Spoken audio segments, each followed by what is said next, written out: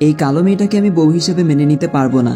বিয়ে সম্পূর্ণ হওয়ার পর ঘোমটা তুলতেই কথাটা কর্ণগোচর হতে স্বস্তির নিঃশ্বাস ফেলল সীমা। সে জানতো আজ এমন কিছুই হতে চলেছে। তার বাবা যতই ধনী হোক না কেন, তার মতো কালো একটা মেয়েকে কেন কেউ স্ত্রী হিসেবে মানতে চাইবে। সবার সামনেই বিয়ের আসর থেকে উঠে দাঁড়ালো সীমা। অতঃপর তার বাবা সাজ্জাদ চৌধুরীর দিকে তাকিয়ে মলিন হেসে বলে, তুমি খুশি হয়েছো তো আব্বু? আমাকে বিদায় করার খুব তাড়া ছিল না তোমার? আমি বলেছিলাম না তুমি পারবে না? তোমার মেয়ে যে সুন্দর হওয়ার যুদ্ধে হেরে গেছে, তাই তাকে কেউ বউ হিসেবে চাইবে না। ভেতর থেকে কান্না এলেও নিজেকে সামলে নিল সীমা। আর কত কাঁদবে সে? শুধুমাত্র গায়ের রং কালো হওয়ায় ছোটবেলা থেকে সবার কাছে কম অপমানিত আর লাঞ্ছিত তো হয়নি, তাই এখন এসব তার গায়ে সয়ে গেছে। সাজ্জাদ চৌধুরী কাতরভাবে তাকালেন নিজের বন্ধু রায়হান খানের দিকে। খুব আশা করে নিজের প্রাণপ্রিয় বন্ধুর ছেলের সাথে নিজের মেয়ের বিয়ে ঠিক করেছিলেন। তার ভরসা ছিল রায়হান যেমন ভালো মনের মানুষ, তার ছেলেও তেমন হবে। কিন্তু এখন দেখা যাচ্ছে তার ভাবনা সম্পূর্ণ ভুল। রায়হান খান নিজের ছেলে ইহানকে বোঝাতে গেলেন, কিন্তু তাকে কিছু বলার সুযোগ না দিয়ে উল্টো ইহানই বলল, তুমি কেন আমাকে ঠকালে আব্বু? আমি শুধুমাত্র তোমার কথায় মেয়েকে না দেখেই বিয়ে করতে রাজি হয়েছিলাম। ভেবেছিলাম তুমি আমার জন্য বেস্টটাই চয়েস করবে। এখন দেখছি তোমাকে বিশ্বাস করাই আমার ভুল হয়েছে। রায়হান খান বেশ ভড়কে গেলেন নিজের ছেলের এমন কথা শুনে। বললেন, তুমি যেমন আমার উপর ভরসা করেছিলে, আমিও তেমনটাই করেছিলাম। আমার নিজের শিক্ষার উপর ভরসা ছিল, কিন্তু আজ তুমি প্রমাণ করে দিলে তুমি আমার শিক্ষায় শিক্ষিত হওনি। নিজের মায়ের মতোই হয়েছ। মানুষের গায়ের রং দিয়ে তাকে বিচার করছো। ইহান উপহাসের স্বরে বলল, তুমি বাদরের গলায় মুক্তোর মালা ঝুলাতে চাইবে আর আমিও ঝুলে যাব? আমার মতো এত সুদর্শন আর স্মার্ট একটা ছেলে ওইরকম একটা কালো ভূতকে বউ হিসেবে মানবে, সেটা তুমি ভাবলেও বা কি করে? আম্মু ঠিকই বলে, তুমি বাবা হওয়ার অযোগ্য। আমি এই বিয়ে কিছুতেই মানব না। রায়হান খান সবার সামনে নিজের ছেলের গালে চর বসিয়ে দিলেন। এই কথার পরিপ্রেক্ষিতে ইহান ভীষণ অপমানিত বোধ করল।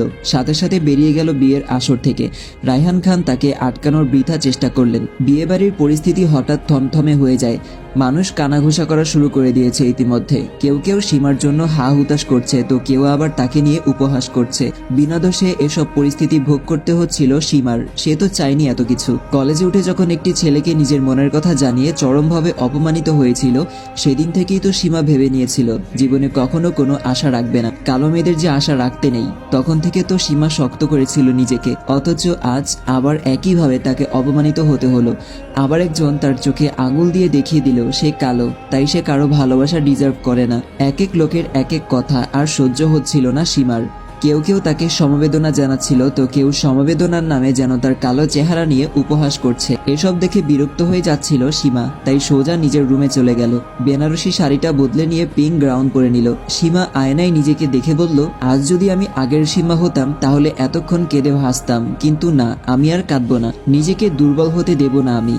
যা হয় হোক, আমি নিজেকে নিয়ে খুশি থাকব।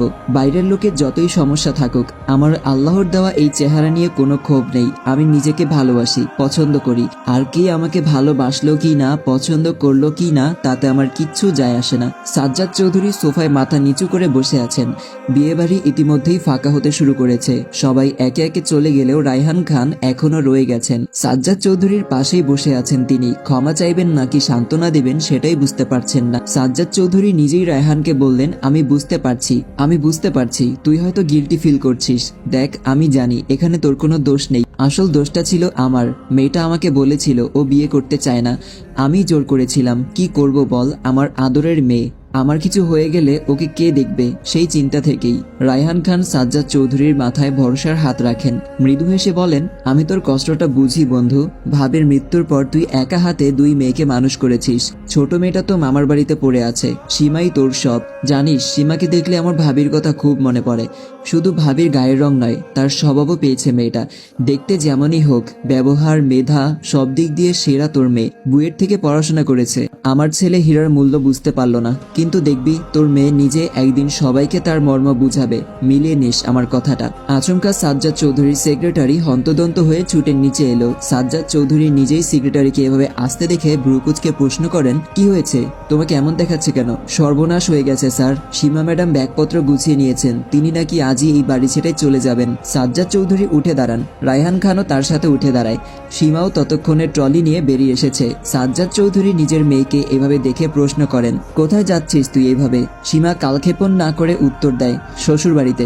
রায়হান খান প্রশ্ন করেন, কেন মা, তুমি ওখানে গিয়ে কি করবে? কেন শ্বশুর আব্বা, বিয়েটা যখন হয়েছে তখন তো আমাকে ওখানে যেতেই হবে। আপনি নিজের স্ত্রীকে ফোন করে বলুন তিনি যেন আমাকে বরণ করার জন্য প্রস্তুত থাকেন। সাজ্জাদ চৌধুরী ভাবেন শুধুমাত্র তার একটি ভুল সিদ্ধান্তের জন্য তার মেয়ের জীবন হয়তো এলোমেলো হয়ে গেল।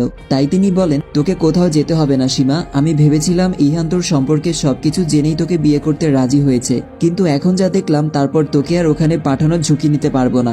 সীমা অনেক আশা নিয়ে রায়হান খানের দিকে তাকিয়ে বলে, শ্বশুর আব্বা, আপনি আব্বুকে বোঝান না, আপনি তো ওখানে থাকবেন আমার হেল্পিং হ্যান্ড হয়ে, তাহলে আমার আর টেনশন কিসের? বিয়ে যখন হয়ে গেছে তখন আমি নিজের অধিকার ঠিক বুঝে নেব। আপনার ছেলে আর স্ত্রী দুজনকেই আমি বুঝিয়ে দিয়ে আসবো মানুষের গায়ের রং ম্যাটার না। আপনার স্ত্রী মানে আমার শাশুড়ি তো একটি বড় আমাকে দেখতে এলো না, বিয়েতেও এলো না, এর কারণ কি? রায়হান খান উদাস হয়ে বলেন, ও নিজের ভাইয়ের মেয়ের সাথে ইহানের বিয়ে দিতে চেয়েছিল, কিন্তু আমি সেটা হতে দেইনি। ইহান আমার কথায় তোমাকে না দেখেই এই বিয়েতে রাজি হয়ে গেছে। এই নিয়ে ক্ষোভ থেকে ও বিয়ের কোনো আনুষ্ঠানিকতায় থাকেনি। তবে আমি ভাবিনি যে এভাবে তোমার গায়ের রং নিয়ে ইহান সমস্যা করবে, কারণ আমি ভেবেছিলাম ইহান আমার শিক্ষায় শিক্ষিত। সীমার এখনো মনে আছে রায়হান খানের স্ত্রী মান্নাত বেগম ছোটবেলায় একবার তাকে অপমান করেছিল তার রূপ নিয়ে, সেই অপমান আজও মনে আছে তার। তাই সীমা এখন সিদ্ধান্ত নিয়েছে এই পরিবারে বউ হয়ে গিয়ে রেসিজম ঘুচিয়ে দিয়ে আসবে। তাই রায়হান খানকে বলে, চলুন শ্বশুর আব্বা, আমাকে আমার শ্বশুর বাড়িতে নিয়ে চলুন। গল্পের পরবর্তী পার্টগুলো শুনতে চোখ রাখবেন আমার ইউটিউব চ্যানেলে। চ্যানেলের নাম